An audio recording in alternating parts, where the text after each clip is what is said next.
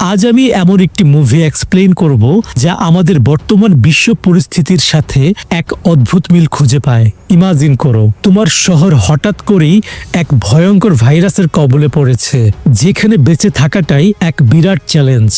যখন সরকার পুরো এলাকাকে অবরুদ্ধ করে দেয় এবং মানুষ জীবন বাঁচাতে মরিয়া হয়ে ওঠে, তখন কি ঘটে? হ্যাঁ, আমরা কথা বলছি 2013 সালে মুক্তিপ্রাপ্ত দক্ষিণ Korean disaster thriller the flu নিয়ে। তাহলে আর দেরি না করে চলো শুরু করা যাক আজকের এই মুভির এক্সপ্লেনেশনটি। এপ্রিল 2014 সাল, চীনের হংকং শহর। কিছু মানুষ কেন জানি লুকিয়ে কোথাও পালাচ্ছিল। পরে জানা যায় তারা কাজের খুঁজে অবৈধভাবে কোরিয়া যাচ্ছে। তাদের সবাইকে জাহাজের শিপিং কন্টেইনারে ঢুকিয়ে দেয়া হয়। তাদের মধ্যে একজন বেশ অসুস্থ ছিল। 7 দিন পর তাদের এই কন্টেইনার কোরিয়ার বুদাং সমুদ্র বন্দরে চলে আসে। দুজন ডেলিভারি কর্মী জাহাজের কন্টেইনারটি খুলে। প্রচণ্ড দুর্গন্ধ সেখানে। দেখা যায় সেখানকার সব মানুষগুলোই বীভৎসভাবে মারা গিয়েছে। তাদের দেখেই আন্দাজ করা যাচ্ছিল এটা কোনো এক রোগের সংক্রমণ হবে, কিন্তু তারপরও সেখানে একজন লোক কোনোভাবে বেঁচে ছিল। তারা সেখানকার ভিডিও করে রাখে। এরপর ছেলেটিকে সাথে নিয়ে তারা বেরিয়ে যায়। কিছু সময়ের মধ্যেই এক ডেলিভারি কর্মী কিছুটা অসুস্থ বোধ করতে শুরু করে। অন্য কর্মীটির কিছু জিনিস ক্রয়ের প্রয়োজন ছিল।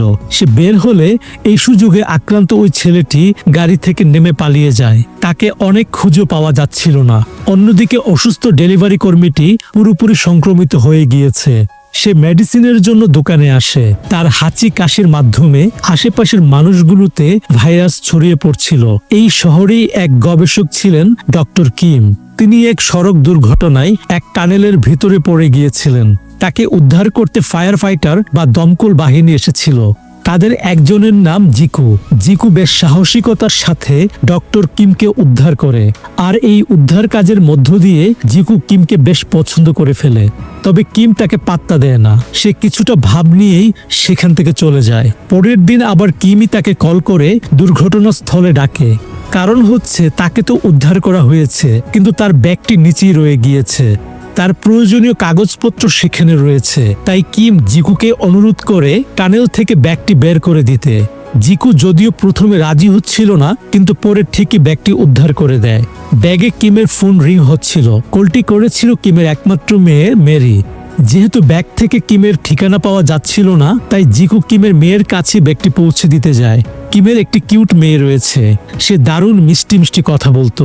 জিকু বেশ অবাকই হয়। সে ভেবেছিল কিম অবিবাহিত। তবে মেরির সাথে গল্প করতে করতে জানতে পারে যে কিমের অনেক বছর আগে ডিভোর্স হয়ে গিয়েছে। মেরিও তার মার মতো চঞ্চল স্বভাবের। মেরির সাথে জিকুর বেশ ভালোভাবেই জমে যায়। শহরে ভাইরাসের প্রভাব ধীরে ধীরে বাড়ছিল। বাসে নানা মানুষের ভিড়ে, ক্লাসে শিক্ষার্থীদের মাধ্যমে ভাইরাস দ্রুত গতিতে ছড়িয়ে পড়ছে।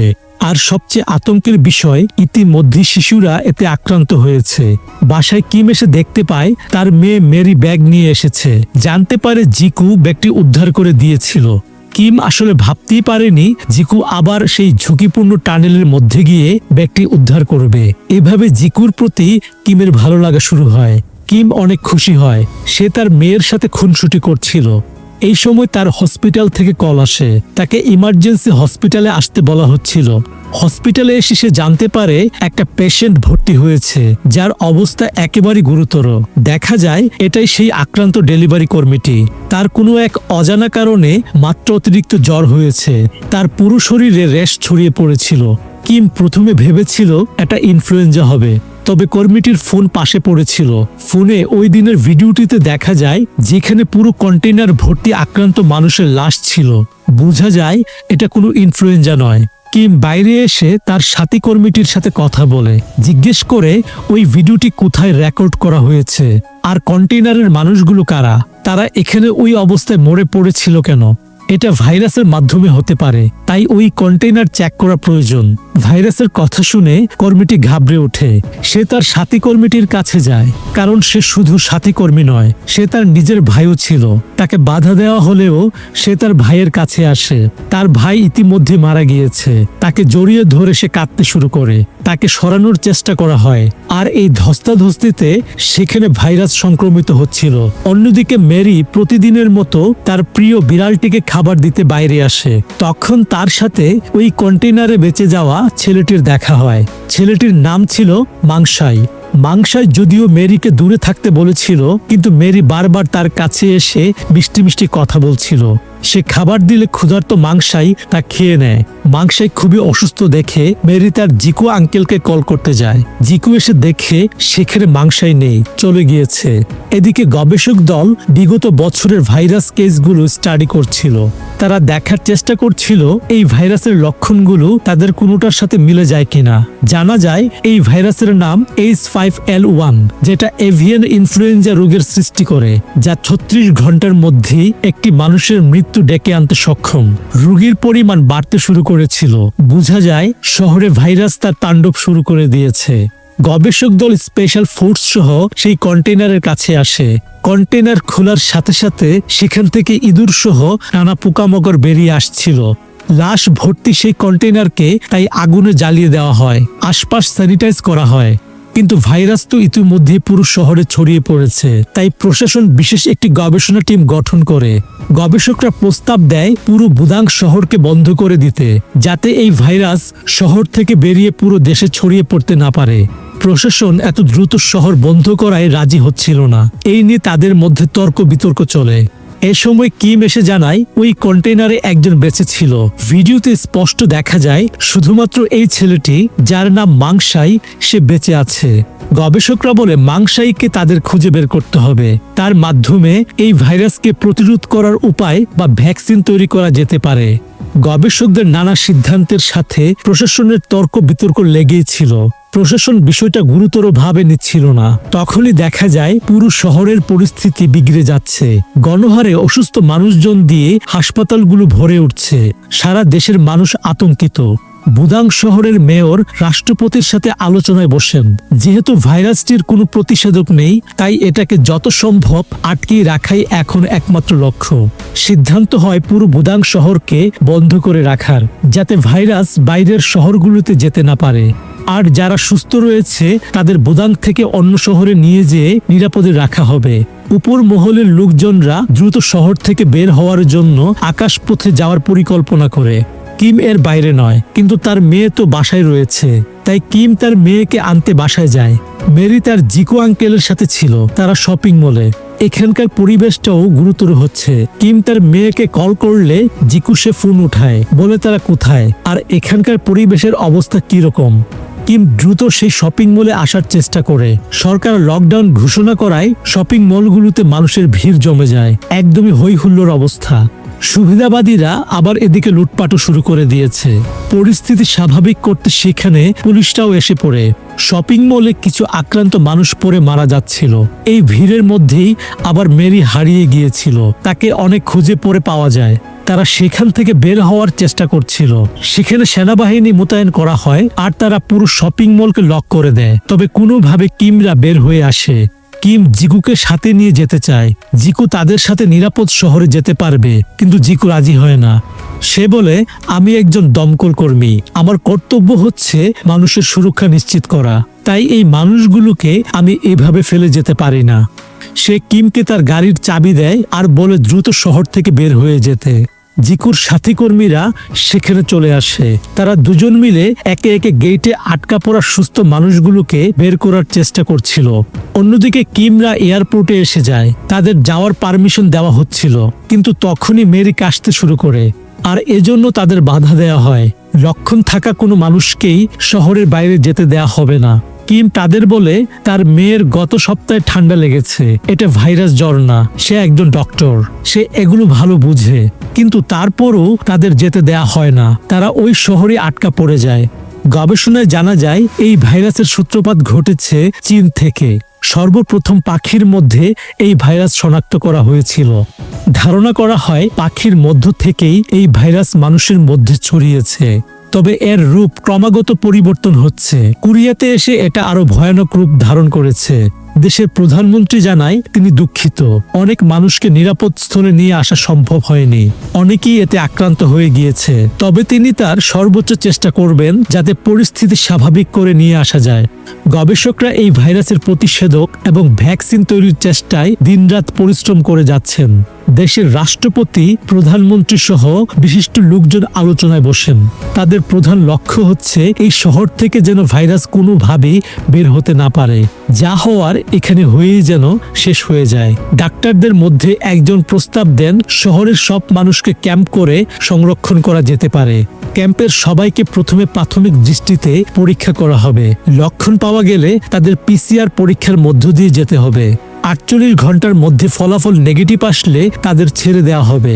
তারা তাদের নিজ নিজ বাসায় সুরক্ষিত থাকতে পারবে। আর যারা আক্রান্ত তাদের আলাদা করে কোনো এক জায়গায় আবদ্ধ করে রাখা দরকার।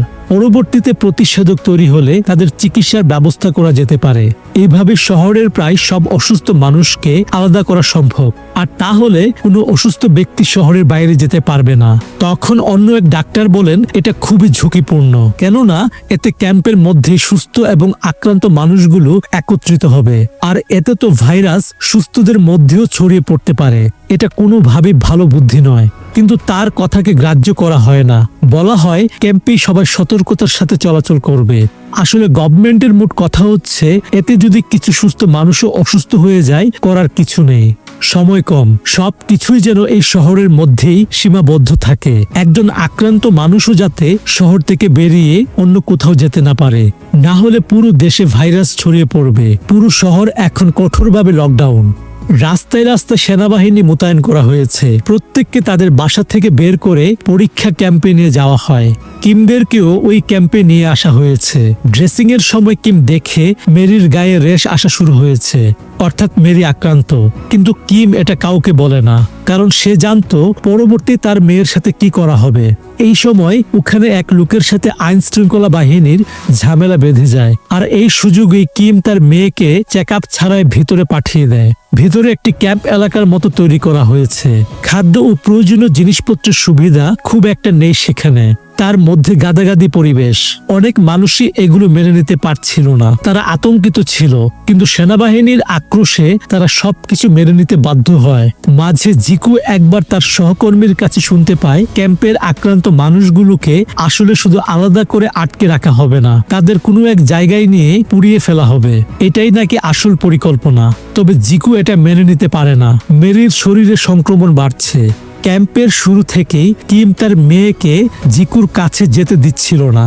প্রথমে যদিও জিকু বুঝতে পারেনি কিম কেন তার সাথে এমন করছে, পরে ধীরে ধীরে সে বুঝতে পারে মেরি আক্রান্ত। জিকু কিমকে বলে মেরির তো এখন চিকিৎসার দরকার, আর তাকে এখানে রাখা ঠিক হবে না। এতে তুমি সহ অন্যান্য সবাই ঝুঁকির মধ্যে থাকবে। কিম বলে সে তার মেয়েকে সবার কাছ থেকে আলাদা রাখবে।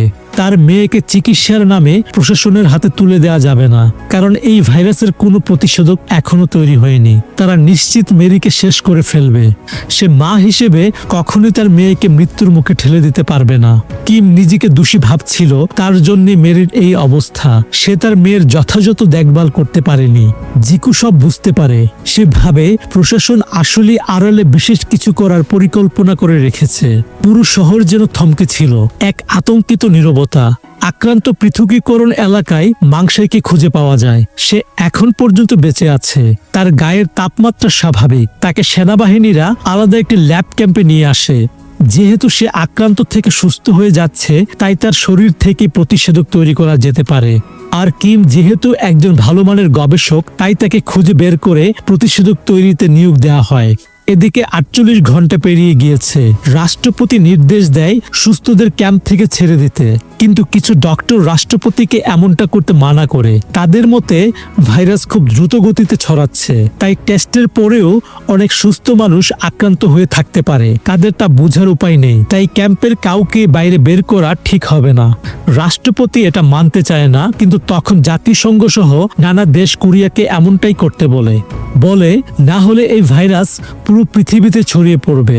তাই রাষ্ট্রপতিকে বাধ্য হয়েই সবাইকে ক্যাম্পে আটক রাখতে হয়। কিন্তু মানুষ তো দমে থাকবার নয়। 48 ঘন্টা পার হওয়ার পরও সুস্থদের কেন ছেড়ে দেওয়া হচ্ছে না, এটা নিয়ে ক্যাম্পে দাঙ্গা লেগে যায়। পরিস্থিতি বিগড়ে গিয়েছিল। অন্যদিকে কিম বুদ্ধি খাটিয়ে ল্যাবকে ফাঁকা করে নেয় এবং তার মেয়েকে সেখানে নিয়ে আসে। মাংসের রক্ত থেকে প্রতিষেধক তৈরির ফলাফল পজিটিভ এসেছিল, তাই কিম তার মেয়ের মধ্যে সেই প্রতিষেধক প্রবেশ করিয়ে দেয়। এই সময় সেখানে সেনাবাহিনী চলে আসে, দেখে মেরি ভাইরাসে আক্রান্ত, তাই তাকে নিয়ে যাওয়া হবে। কিম বাধা দিলে তাকে সেন্সলেস করে ফেলা হয়। এদিকে জিকু ক্যাম্পের আক্রান্ত এলাকায় মেরির মাথার ব্যান্ড খুঁজে পায়। খুঁজতে খুঁজতে সে ভেতরে গেলে দেখে সেখানে প্রচুর লাশ পড়ে আছে। তাদের আবার কেউ কেউ জীবিতও ছিল, কিন্তু তারা আক্রান্ত ছিল, এজন্য তাদেরকেও লাশের সাথে সিল করে রাখা হয়েছে।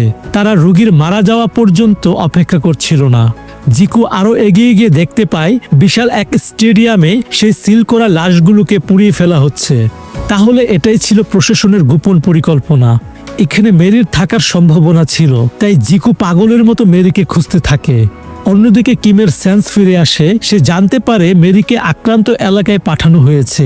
সে দ্রুত সেখানে যায়। আশেপাশে স্থবির অবস্থা, লাশের ছড়াছড়ি, মায়ের হাতে সন্তানের নিষ্প্রাণ দেহ পড়ে আছে। এগুলো দেখে কিম আঁতকে ওঠে। সেও মনে করে তার মেয়েকে হয়তো সেও চিরজীবনের জন্য হারিয়ে ফেলেছে। জিকু লাশগুলোর মধ্যে মেরিকে তন্ন তন্ন করে খুঁজছিল। অবশেষে সে লাশের ভিড়ে মেরিকে খুঁজে পায়। মেরি কিছুটা সুস্থ হয়েছে। সে তাকে ঘাড়ে বেঁধে সেখান থেকে নিয়ে যেতে থাকে। সেনাবাহিনীরা তা লক্ষ্য করে এবং তারা তার পিছু নেয়। আইন শৃঙ্খলা বাহিনীর মধ্যেও কেউ কেউ আক্রান্ত হয়ে গিয়েছিল। এক সৈনিক দেখে তার মাকেও আক্রান্ত এলাকায় নিয়ে যাওয়া হচ্ছে। এত বছর ডিউটিতে থাকার পর সে তার মাকে দেখতে পেয়েছে, কিন্তু দুর্ভাগ্য, তার মা তো অসুস্থ। সে অনেক চেষ্টা করে তার মাকে বাঁচানোর জন্য, কিন্তু সে কিছুই করতে পারে না। মার সামনে তাকে আঘাত করে দমানোর চেষ্টা করা হচ্ছিল। এক সৈনিক বন্ধু তাকে সাহায্য করতে আসে। পুরো এলাকাকে ঘিরে রেখেছিল সেনাদল। তারা আক্রান্তদের নিয়ে যাবেই। মা তার ছেলেকে বলে চিকিৎসা পেলেই তো সুস্থ হয়ে যাবে, তাহলে সে এরকম করছে কেন? সৈনিক তার মাকে মিথ্যার আড়ালে মৃত্যুর মুখে ফেলে দিতে পারে না, তাই সে সব মানুষদের সামনেই সব গোপন তথ্যগুলো ফাঁস করে দেয়। বলে কোনো চিকিৎসা নেই, আক্রান্তদের পুড়িয়ে ফেলাই তাদের একমাত্র পরিকল্পনা। তাকে বাধা দিতে গুলি বর্ষণ করলে বন্ধু সৈনিকটি মারা যায়। নিশ্চুপ মানুষ এবার ক্ষেপে উঠে, লেগে যায় দাঙ্গা। জিকু মেরিকে নিয়ে বেঁচে ফেরার চেষ্টা করছিল, কিন্তু তাকে আটক করা হয়। আর ওই সময় ক্ষিপ্ত মানুষ স্টেডিয়ামে চলে আসে। মৃতদের সাথে জীবিতদের পুড়িয়ে ফেলা দেখে সবাই প্রচন্ড বিক্ষোভে ফেটে পড়ে। এতে জিকু আর মেরি রক্ষা পায়। কিমের কাছে একটি ওয়াকিটকি ছিল, যেটার মাধ্যমে কিম জিকুর সাথে যোগাযোগ করে। সে জানতে পারে তার মেয়ে বেঁচে আছে। পুরো ক্যাম্পে দাঙ্গা লেগে গিয়েছিল। বিক্ষোভকারীরা সবকিছু ভেঙে ফেলছে। ডাক্তারদের সেখানে থাকার মতো অবস্থা ছিল না। পরিস্থিতি প্রতিকূল দেখে কিমু তাদের অ্যাম্বুলেন্সে উঠে পড়ে, কিন্তু তাদের গাড়িটি থামিয়ে দেওয়া হয়। গাড়িতে ছিল মাংসাই। তাকে বের করে ছুরি চালায় সেই ডেলিভারি কর্মীটি। এদের কারণেই তো তার ভাই মারা গিয়েছে। এই মাংসাই হলো একমাত্র প্রতিষেধক, তাই অনেক চেষ্টায় তাকে বাঁচিয়ে নেওয়া হয়। এরপর দ্রুত তাকে নিয়ে তারা সেখান থেকে বেরিয়ে যায়। কাছেই ছিল জিকু আর মেরি, কিন্তু তারা তাদের নাগাল পায় না। পুরো শহরে বিক্ষোভ চলছে। মানুষজন উন্মাদের মতো সবকিছু ভেঙে ফেলছিল। কিমের সাথে জিকুর যোগাযোগ হয়। কিম তাকে একটি জায়গায় আসার জন্য বলে। এদিকে শহরে উত্তাল অবস্থা দেখে প্রশাসন আরও সেনা মোতায়েনের সিদ্ধান্ত নেয়। তাদের এখন টার্গেট হচ্ছে ক্যাম্প থেকে বেরিয়ে আসা মাংসাইকে খুঁজে বের করা, তারপর প্রতিষেধক বানিয়ে সেগুলো জনগণের মধ্যে ছড়িয়ে দিতে হবে। এভাবেই তারা পরিস্থিতি শান্ত করার চেষ্টা করবে। কিন্তু মাংসাই গাড়িতেই মারা যায়। যেহেতু প্রতিষেধক শরীরটি মারা গিয়েছে, তাই এখন আক্রান্ত মানুষদের সুস্থ করার আর কোনো উপায় নেই। তখন কিম বলে তাকে তার মেয়ের কাছে যেতে হবে। তার মেয়ে হয়তো সুস্থ হচ্ছে, আর যদি হয়ে থাকে তাহলে তার শরীর থেকে প্রতিষেধক বানানো সম্ভব। যেহেতু এর নিশ্চয়তা ছিল না, তাই তাকে বাধা দেওয়া হয়। তখন সে বলে প্রতিষেধক তৈরি করা যাক বা না যাক, সে একজন মা, আর তার মেয়ে তার জন্য অপেক্ষা করছে। উত্তাল জনতা সরকারের গোপন পরিকল্পনায় অনেক ক্ষিপ্ত ছিল। তারা এখন আর একা মরবে না, সবাইকে তারা এর ভাগাভাগি করবে। এজন্য তারা শহর থেকে বের হওয়ার জন্য সীমানার কাছাকাছি চলে আসে। সরকার দেখে প্রতিষেধক নেই, তাদের সুস্থ করা সম্ভব নয়। আবার তারা সীমানা পেরিয়ে যাচ্ছে। তাই সরকার তাদের উপর গুলি বর্ষণের আদেশ দেয়। সেনাদল অনবরত গুলি ছুটতে থাকে। একে একে নিরীহ মানুষগুলো সেখানে ভাইরাসের কারণ কাঁধে নিয়ে মারা যাচ্ছিল। জিকু মেরিকে বাঁচিয়ে রাখার আপ্রাণ চেষ্টা করে, কেননা সে এখন পুরো শহরকে বাঁচিয়ে রাখার একমাত্র ভরসা। এই গুলি বর্ষণে সেই সৈনিক ছেলেটি তার মায়ের সামনে মারা যায়। এদিকে সরকার গুলি বর্ষণের আদেশ দেয়, রাষ্ট্রপতির সাথে বাকবিতণ্ডা লেগে যায়। সরকার বলে শুধু একটি শহরের মানুষের কথা বিবেচনা করলে হবে না, পুরো দেশ পড়ে আছে, আর এই মানুষগুলো তো শহর থেকে বের হতে চাচ্ছে। নানা দেশের সরকার প্রধান থেকেও এমনটাই করার জন্য চাপ দেওয়া হয়। সরকারের পক্ষ থেকে সীমানার মানুষদের মেরে ফেলার সিদ্ধান্ত নেওয়া হয়, কিন্তু রাষ্ট্রপতি এটা করতে দিবে না।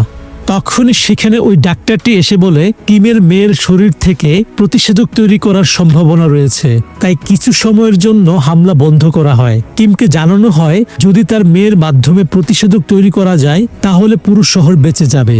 কিম তার মেয়ের সাথে ওয়াকিটকিতে যোগাযোগের চেষ্টা করে, কিন্তু এইদিকে মেরি একা ছিল।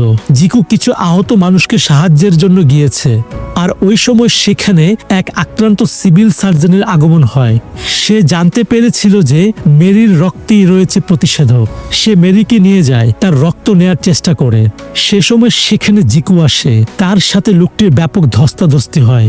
এতে এক পর্যায়ে সার্জেন্টে মারা যায়। কিম তার মেয়ের সাথে যোগাযোগ করতে না পারায় সে ভেতরে যেতে চাচ্ছিল, কিন্তু তাকে যেতে দেয়া হয় না। আর তার মেয়ের কোনো খোঁজ না পাওয়ায় মন্ত্রী আদেশ দেন সীমানার অরেঞ্জ লাইনটি যারাই পেরোনোর চেষ্টা করবে তাদেরকে শুট করে মেরে ফেলা হবে। মেরি ভয়ে মানুষের ভেতরে লুকিয়ে পড়েছিল। জিকু তাকে খোঁজার চেষ্টা করে। মানুষেরা দলবদ্ধ হয়ে এগোতে থাকে, হয় তারা ভাইরাসে মারা যাবে, না হয় সেনাদের গুলিতে মরবে। কিম সুযোগ পেয়ে সে মিছিলের দিকে দৌড়াতে থাকে। মিছিলের একদম শুরুতেই ছিল মেরি। কিম তাকে দেখতে পায়। মেরিও দৌড়ে তার মায়ের দিকে আসে। অরেঞ্জ লাইন পার করতে দেয়া যাবে না, তাই পেছন থেকে তাকে থামাতে জিকু দৌড়ে আসতে থাকে। গুলি বর্ষণ হয়। একটি গুলি এসে লাগে কিমের কাঁধে। আমজনতা গুলির ক্ষিপ্রতায় ভয়ে হাঁটু গেড়ে বসে। মেরিও থেমে যায়। জিকু এসে কিমকে ধরে। মেরি তার মায়ের সামনে এসে দুহাত ছড়িয়ে দাঁড়ায় আর কেঁদে কেঁদে বলে, আমার মাকে তোমরা মেরো না, উনি ডাক্তার, উনি মানুষকে বাঁচায়। মেরির এই মায়াবী কান্না আর হৃদয় বিদারক আকুতিতে পুরো সেনাদল নিশ্চুপ হয়ে যায়। সরকার পক্ষসহ সকল মানুষদের মন শীতল হয়ে যায়। পুরো শহরের মানুষ এসে মেরিকে ঘিরে ফেলে। রাষ্ট্রপতি আর সহ্য করতে পারে না। তিনি প্রশাসনের বিপক্ষে গিয়েই সেনাদের বন্দুক নামিয়ে ফেলতে বলেন। ভিড়ে থেকে জিকু ক্যামেরার দিকে তাক করে মেরিকে তুলে ধরে। রাষ্ট্রপতি বুঝতে পারে এই মেয়ে সেই অ্যান্টিবডি বহনকারী মেয়ে, যার মাধ্যমে প্রতিষেধক তৈরি করা সম্ভব। তিনি ডাক্তারদের আদেশ দেন মেয়েটির মাধ্যমে দ্রুত প্রতিষেধক তৈরি করতে। শহরের মানুষদেরকে আশ্বাস দেন আর ভয় নেই, সবাইকে নিরাপদে রেখে সুস্থ করে তোলা হবে। ধীরে ধীরে পরিস্থিতি স্বাভাবিক হয়। মেরিও অনেক খুশি, তার মা এবং জিকু আঙ্কেল দুজনই তার সাথে রয়েছে। কিম অবশেষে জিকুকে ধন্যবাদ জানায়, সে অনেক করেছে তাদের জন্য। একটা নতুন সম্পর্কের শুরু হয়। মেরির সাহায্যে প্রতিষেধক তৈরি করা হয়েছিল। মেরিরা এখন একটি সুখী পরিবার। পুরো শহর অবশেষে তার অস্তিত্ব ফিরে পেয়েছে। এরই মধ্যে মুভিটি শেষ হয়ে যায়। তো বন্ধুরা, এই ছিল আমাদের আজকের মুভির এক্সপ্লেনেশনটি। মুভিটি তোমার কেমন লেগেছে তা আমাকে কমেন্ট করে জানাতে পারো। ভিডিওটি ভালো লেগে থাকলে অবশ্যই একটি লাইক করে দিও, আর আমাদের চ্যানেলটিকে সাবস্ক্রাইব করে পাশে থাকা বেল বাটনটিতে ক্লিক করে রেখে দিও। সবাই ভালো থেকো। কথা হচ্ছে পরবর্তী ভিডিওতে। ধন্যবাদ।